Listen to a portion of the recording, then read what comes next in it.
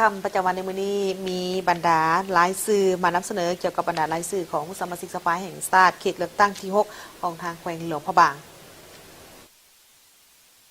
รายชื่อของบรรดาสมาชิกสภาแห่งชาติเขตเลือกตั้งที่6แขวงหลวงพระบางมีดังนี้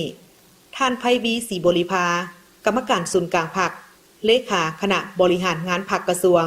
รัฐมนตรีกระทรวงยุติธรรมเลื่อมมณีวงศ์กรรมการศูนย์กลางพรรคเลขาคณะพรรคบริหารงานแขวงหลวงพระบาง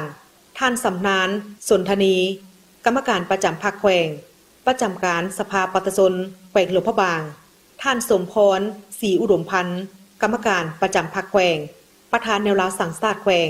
สมาชิกสภาแห่งชาติสุดที่9ท่านนางพันจินดาเล็งสวัสดิ์รองประธานคณะบริหารงานศูนย์กลางสหพันธ์แม่หญิงลาว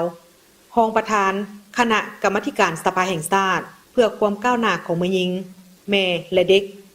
ท่านสมมาลีคำเก่งกรรมการพรรคแขวงคณะประจำสภาปฏิชนแขวงประธานคณะกรรมการเศรษฐกิจแผนการและการเงินสภาปฏิชนแขวงสมาชิกสภาแห่งชาติสุดที่9ท่านนางบัวสนไสยาไซกรรมการพรรคแขวง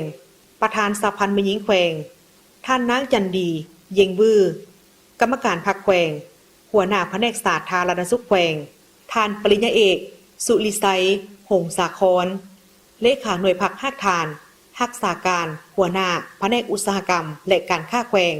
ท่านพัฒเอกวีรศิลป์มิตรพรกรรมการประจำพรรคกองบัญชาการทหารแขวงประธานกวดกาพรรคเลขาคณะพรรคฮักฐานห้องหัวหน้าการเมืองกองบัญชาการทหารแขวงหลวงพระบางหัวหน้าของการเมือง